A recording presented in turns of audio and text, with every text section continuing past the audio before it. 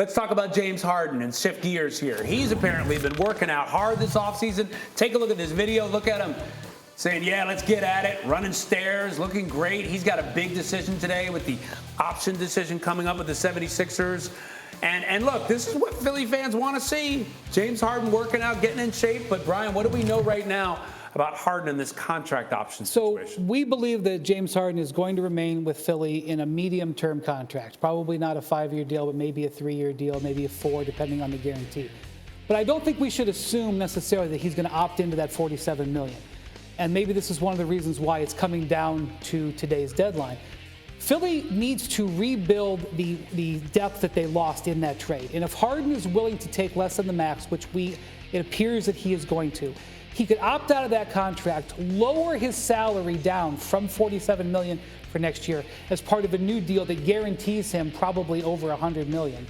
And then that would free the Sixers to use their full $10 million mid-level exception. They already made one move last week when they traded for DeAnthony Melton at the draft to support their bench.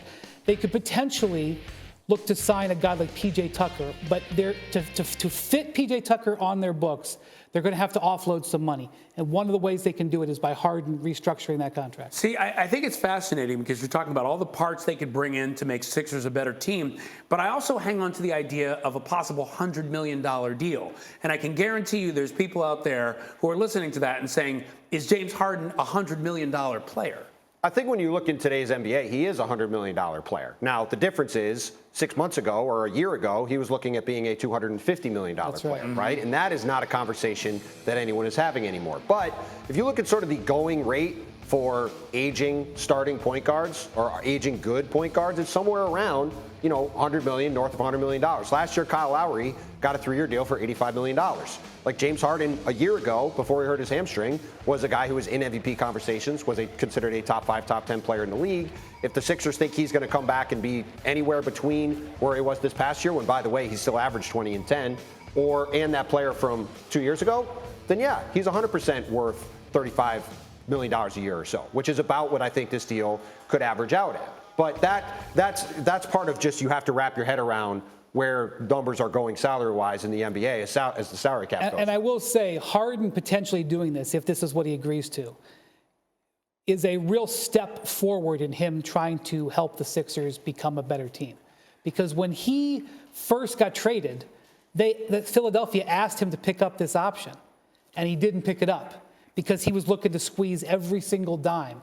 And after the way things went at the time, he was saying, "I'm so busy with everything and getting traded, I forgot all about it." Basically, yes, I was the one who asked him that question. It was an amusing answer. Yeah, he was worried about switching his cable over, not about the $47 million guarantee. But now it's actually potentially positive that it worked out that way. And if Harden does take a contract that allows the Sixers to do this, it kind of changes the way maybe Philly fans should look at him. Maybe not only in terms of like his production, but also his investment in the team. Well, certainly if it's to go get a guy like P.J. Tucker, remember, he has a long history with P.J. from Houston. Daryl Morey brought him to Houston, right? There's a lot of shared history there. So certainly it would be an interesting move if he does this to bring his old friend back. And it's also, you brought up the same thing when you were talking about Kyrie. It's not just about the money. It's about what he's going to do now, what kind of person he's going to be.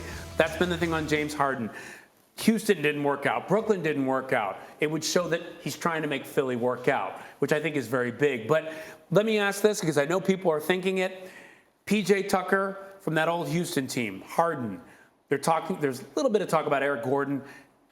Is that a winning formula for Philadelphia? Bringing back the Houston 2015 team that couldn't win a title. I voted for Joel Embiid for MVP. So I think this guy is at the top of the league, and I think Tyrese Maxey has huge growth potential. I think especially when he learns the nuances of the game.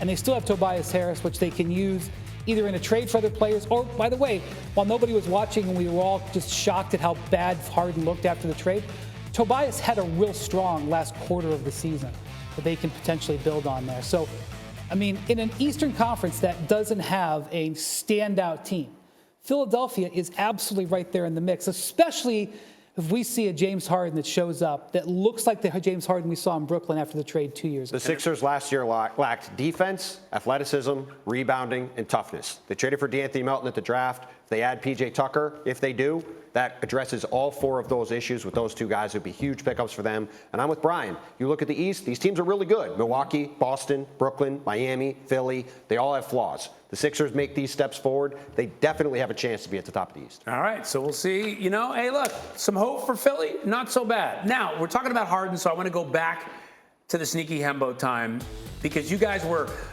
talking to each other on the break, trying to figure this out. James Harden, one of 2 players in NBA history to average 30 points 3 times, 10 assists 3 times. Who is the only other player to do that? Well, on our I'll let you podcast, each get an answer. on Go our ahead, podcast, The Hoop Collective, I had to take over the trivia question for Brian because he often forgot about it. So I'm going to answer this question. We did talk about it. I initially thought it might be Russell Westbrook. He didn't score enough. I'm going to go with Oscar Robertson as our answer. Okay, collectively, that's what you're settling on. I'm going to ratify Oscar Robertson.